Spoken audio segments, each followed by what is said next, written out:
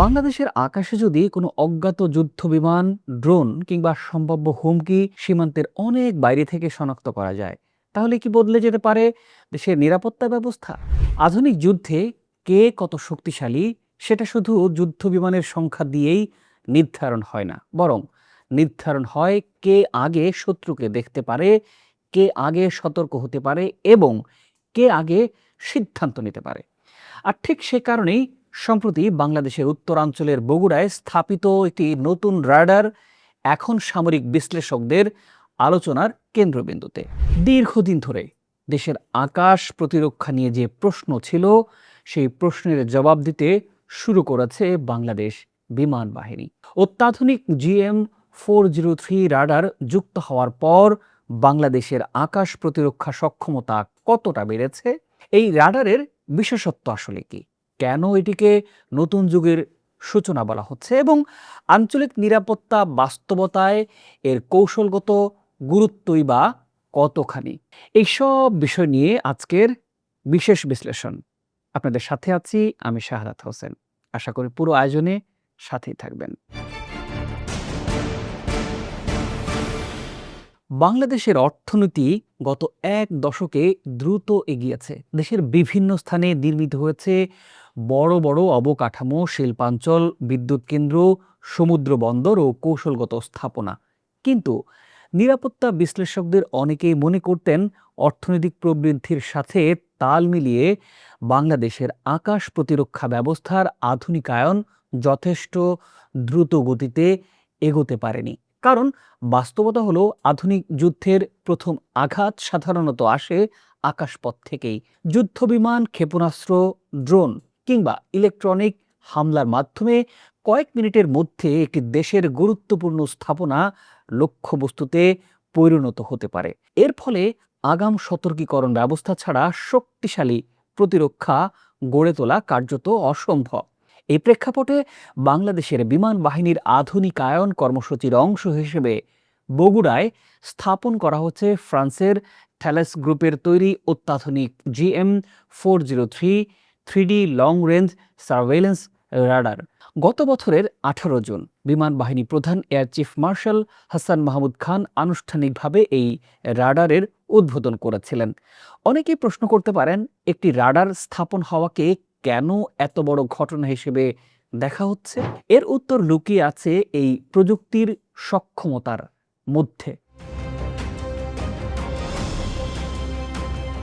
সাধারণতভাবে একটি রাডার আকাশে উড়ন্ত বস্তুর অবস্থান শনাক্ত করে, কিন্তু GM-403 শুধু অবস্থানই জানায় না, এটি একই সঙ্গে লক্ষ্যবস্তুর দূরত্ব, গতিপথ, উচ্চতা এবং গতিবিধি সম্পর্কে বিস্তারিত তথ্য দিতে পারে। অর্থাৎ আকাশে কি উঠছে, কোথা থেকে আসছে, কত উচ্চতায় আছে এবং কোন দিকে যাচ্ছে, এই সব কিছু সম্পর্কে তাৎক্ষণিক তথ্য পাওয়া সম্ভব হয়। এই রাডারের সবচাইতে আলোচিত বৈশিষ্ট্য হলো এর দীর্ঘ পাল্লা। বিভিন্ন আন্তর্জাতিক সূত্র অনুযায়ী এটি 470 থেকে 500 কিলোমিটার কিংবা তারও বেশি দূরের আকাশ সীমা পর্যবেক্ষণ করতে সক্ষম।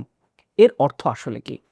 এর অর্থ হলো, বাংলাদেশের সীমান্তে পৌঁছানোর অনেক আগেই সম্ভাব্য হুমকির গতিবিধি পর্যবেক্ষণ করা সম্ভব হবে। অর্থাৎ প্রতিক্রিয়া জানানোর জন্য নিরাপত্তা বাহিনীর হাতে আরও বেশি সময় থাকবে।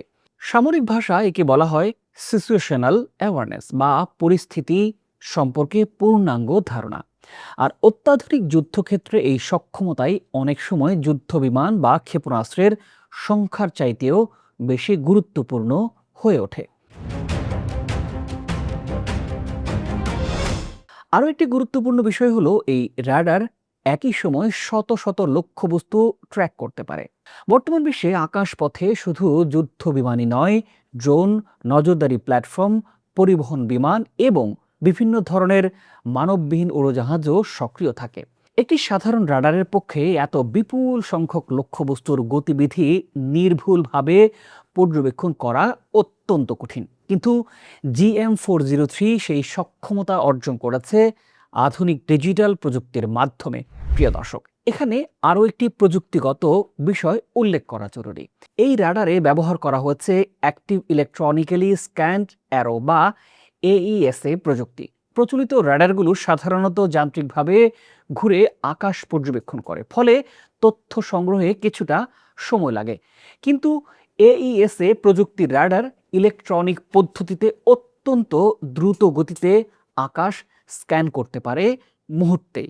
ফলে কোনো লক্ষ্যবস্তু হঠাৎ উপস্থিত হলে সেটিকে দ্রুত শনাক্ত ও ট্র্যাক করা সম্ভব হয়। আধুনিক যুদ্ধক্ষেত্রে এই দ্রুততা অত্যন্ত গুরুত্বপূর্ণ। তবে শুধু লক্ষ্যবস্তু শনাক্ত করাই যথেষ্ট নয়, কারণ বর্তমান যুগের যুদ্ধের একটি বড় অংশ হচ্ছে ইলেকট্রনিক যুদ্ধ। অনেক সময় শত্রুপক্ষ রাডারকে বিভ্রান্ত করার জন্য জ্যামিং প্রযুক্তি ব্যবহার করে। এর মাধ্যমে রাডারের কার্যকারিতা কমিয়ে দেওয়ার চেষ্টাও করা হয়। কিন্তু GM403-তে আছে উন্নত ইলেকট্রনিক কাউন্টার মেজার প্রযুক্তি, যা জ্যামিংয়ের মধ্যেও কার্যকরভাবে কাজ চালিয়ে যেতে সক্ষম। অর্থাৎ শুধু দেখাই নয়, প্রতিকূল পরিস্থিতিতেও দেখার ক্ষমতা ধরে রাখা এই রাডারের অন্যতম বড় শক্তি। এখন প্রশ্ন হলো, বাংলাদেশের জন্য এর কৌশলগত গুরুত্ব আসলে কতখানি? দক্ষিণ এশিয়ার নিরাপত্তা পরিবেশ দিন দিন জটিল হচ্ছে।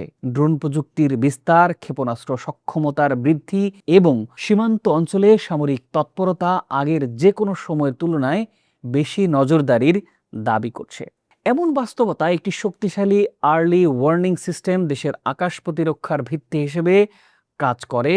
কারণ হুমকি শনাক্ত করা গেলে তবেই যুদ্ধবিমান উড্ডয়ন, আকাশ প্রতিরক্ষা ব্যবস্থা সক্রিয়করণ এবং প্রয়োজনীয় প্রতিরোধমূলক পদক্ষেপ গ্রহণ করা সম্ভব হয়। বগুড়ায় স্থাপিত এই রাডার উত্তরাঞ্চলকে কেন্দ্র করে বাংলাদেশের সামগ্রিক আকাশ নজরদারি সক্ষমতাকে নতুন উচ্চতায় নিয়ে গেছে বলেই মনে করছেন প্রতিরক্ষা বিশ্লেষকরা। শুধু সামরিক ক্ষেত্রেই নয়, বেসামরিক বিমান চলাচল ব্যবস্থাপনাতেও এর ইতিবাচক প্রভাব পড়তে পারে। ক্রমবর্ধমান আকাশপথ ব্যবস্থাপনা, নিরাপত্তা ও পর্যবেক্ষণের ক্ষেত্রেও এটি গুরুত্বপূর্ণ ভূমিকা রাখবে। সবকিছু মিলিয়ে বলা যায়, বগুড়ায় GM403 রাডারের স্থাপন কেবল একটি নতুন প্রযুক্তির সংযোজনই নয়, এটি বাংলাদেশের প্রতিরক্ষা পরিকল্পনার একটি গুরুত্বপূর্ণ মাইলফলক।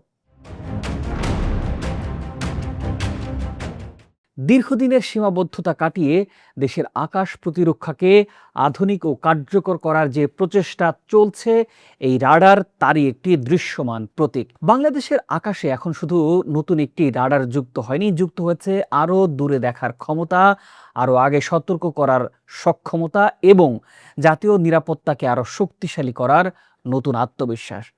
আর সে কারণেই অনেক বিশ্লেষক মনে করছেন, বগুড়ার এই রাডার শুধু একটি সামরিক স্থাপনাই নয়, এটি বাংলাদেশের আকাশ প্রতিরক্ষার নতুন যুগের প্রবেশের এক প্রতীক। প্রিয় দর্শক, এই নতুন রাডার নিয়ে আপনার আর কিছু জানার থাকলে নিশ্চয়ই মন্তব্য করতে পারেন। পাশাপাশি আকাশ প্রতিরক্ষা নিয়ে জানার কিছু থাকলে মন্তব্য করতে পারেন। ভালো থাকুন, সুস্থ থাকুন। চ্যানেলটি সাবস্ক্রাইব করে পাশে থাকার আন্তরিক অনুরোধ রইল।